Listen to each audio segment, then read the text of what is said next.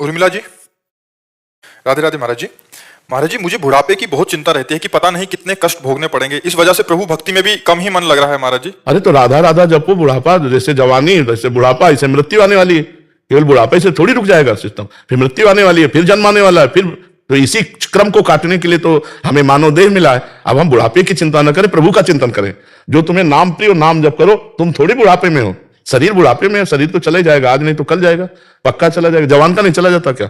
एक मिनट में जहां आयु पूरी हो जाए, एक्सीडेंट हो जाए या दिल फेल हो जाए, कोई ना कोई कारण बन जाता है। इसका नाम मृत्यु लोक है। हिंदी में बोले तो मैं तो काल का कसाई वाला, काल का कसाई चाहे जितना हरी हरी घास चल रहे हो, गड़ासा भी तैयार हो रहा है।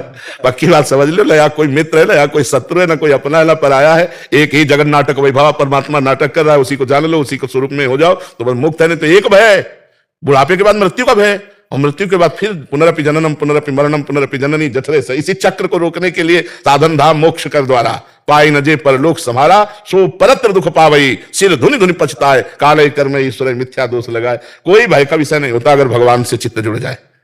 केवल बातें बनाने थोड़ी होती, मैं स्थूल नहीं, मैं सूक्ष्म नहीं, मैं कारण नहीं, मैं ब्रह्म, केवल बातें बनाने थोड़ी उसका अनुभव किया जाता है।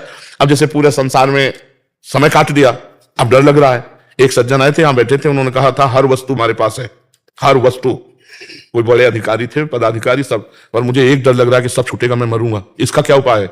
तो हम कहा अभी चांस है, राम राम कृष्ण कृष्ण हरि हरि राधा राधा भज लो, प्रभु का सुमिरन कर लो। अपने पुत्र के बहाने नारायण बुलाया तो भगवान के पार्षद आ गए और निर्भय पद प्रदान किया। और तुम जानकर नारायण बोलोगे, हरि बोलोगे, कृष्ण बोलोगे, शिव बोलोगे, तुम्हारा कल्याण नहीं हो जाएगा। हम कहा भगवान से बिना जुड़े परम लाभ नहीं मिल सकता।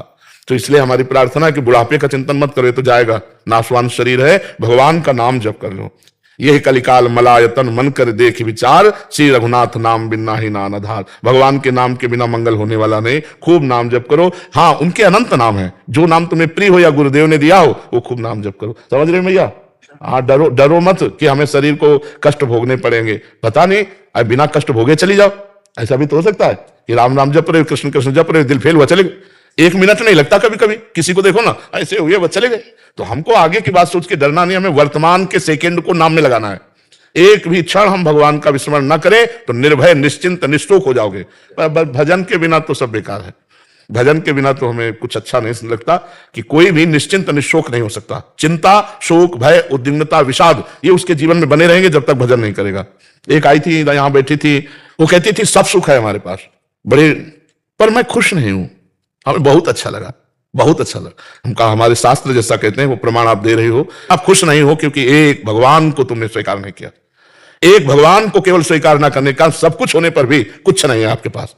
न ये रूप जाएगा आपके साथ, न वैभव जाएगा, इसलिए अंतरात्मा खुश नहीं है। वो तभी खुश होगी जब भगवान को अपना मान लो, जो है हमारे उनको मान लो, उनका भजन करो। तब लग कुशल न जीव को सपने मन विश्राम, जब लग भजत न राम को शोक धाम तज। तो यही तो दुखों को मिटाने के लिए हमारा मानव जीवन हुआ था। अब वो गृहस्थी संसार के राग में भगवान को भूल गए। अब जब आगे भय दिखाई दे रहा है तो हमें चिंता लग रही। महात्मा बुद्ध जी को वैराग्य इसी बातों से तो हुआ था कि इतना कष्ट होता है मां को बालक जन्म होने में, फिर इतनी वृद्धावस्था में कष्ट, फिर ये मृत्यु सही, तो इससे बचा कैसे जाए?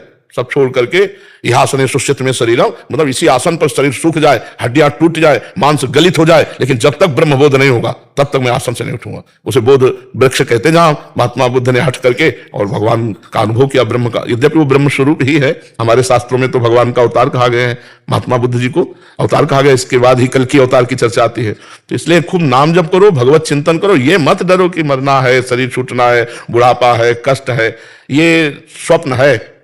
जो सपने सिर काटे कोई, बिन जागे दुख दूर न होई, भजन करके जग जाओ विवेक के द्वारा, ज्ञान के द्वारा। कुछ नहीं है। जैसे पुरानी पोशाक उतारने में कोई तकलीफ नहीं होती जिसके पास नई पोशाक की व्यवस्था होती है। तो यदि हम भगवान की प्राप्ति की योग्यता प्राप्त कर लिए तो फिर इस शरीर से कोई संबंध नहीं रह जाता। जैसे सांप को अपनी पुरानी केचुल पर कोई प्रियता नहीं होती, ऐसे भगवत प्राप्त महात्मा चाहे स्त्री हो चाहे पुरुष, तो उसको शरीर प्रियता नहीं होती। शरीर के दुख सुख आते हैं, अब जैसे पिटाई हो या कष्ट ऐसे होगा, पर उसको इस बात की व्यथा नहीं होगी, इसका भोग है, भोग रहा है। हमें डरना नहीं है।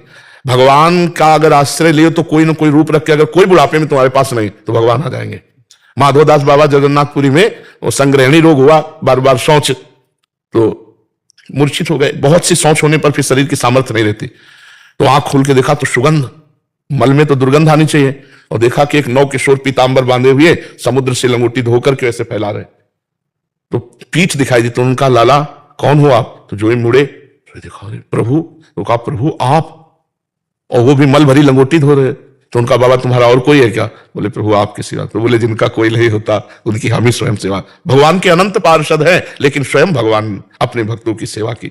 विचार करो, जहां अर्जुन की पादुकाएं हैं वहां भगवान बैठे, रथी की पादुका के पास सारथी का स्थान होता है, और है कौन? ध्येयम सदा परिभवग्नम अभीष्ट दोहम तीर्थास्पदम से वीरंचनतम शरण्य। तो इसलिए हमें लगता है कि भजन किया जाए तो समस्त शोकों का नाश हो जाएगा, समस्त भयों का नाश हो जाएगा, एक आनंद रहेगा। अब मृत्यु से डर लगता है इसलिए क्योंकि हमने यहां जो जो प्रियता फैला रखी, मृत्यु सबका हरण कर लेगी, कुछ प्रियता नहीं रहने देगी। और अगर हमने सबकी प्रियता, सबकी ममता ताग बटोरी और मम पद मन बांध बटोरी पहले ही कर लिया है, तो हमारी अटैची तैयार, चलने में कोई परेशानी नहीं। और जाना कहां ये भी हमें पता है, अपने प्रभु के पास जाना है, क्योंकि जीवन प्रभु को अर्पित किए। तो प्रभु, अब यहां प्रभु से हम अगर संबंध नहीं बनाया, भाव संबंध नहीं जोड़ा, और यहां भाव संबंध जोड़े हुए हैं, अब जाने में परेशानी होगी। मेरा मकान छूट जाएगा, बैंक बैलेंस छूट जाएगा, इतने प्यारे प्यारे परिवार के सदस्य छूट जाए, वो मृत्यु के भय से कांप उठता है।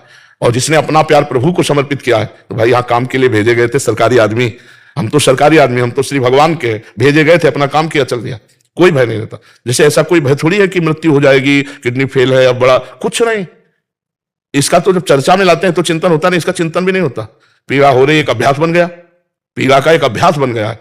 पीड़ा बहुत कृपा से मिलती है, पीड़ा से डर लगता होगा, और हम बलिहारी मानते हैं जो भगवान ने हमको पीड़ा दी, क्योंकि ये पीड़ा हर समय भगवान की याद में रखती है, प्रमाद नहीं होने देती, भोगों की तरफ आकर्षण नहीं होने देते। ये मरना है, किडनी फेल है, राधा राधा राधा राधा, हर समय प्रभु में जैसे एक गार्ड खड़ा हो ना, सावधान, तो हमको ये सावधान राधा राधा जाना है। कौन सा मिनट आखिरी हो, तो हमें लगता है कि अगर हमारे सामने विपत्तियां, दुख हैं, तो भगवान की प्राप्ति सहज है, और संपत्तियां और सुख है तो थोड़ा कठिन है।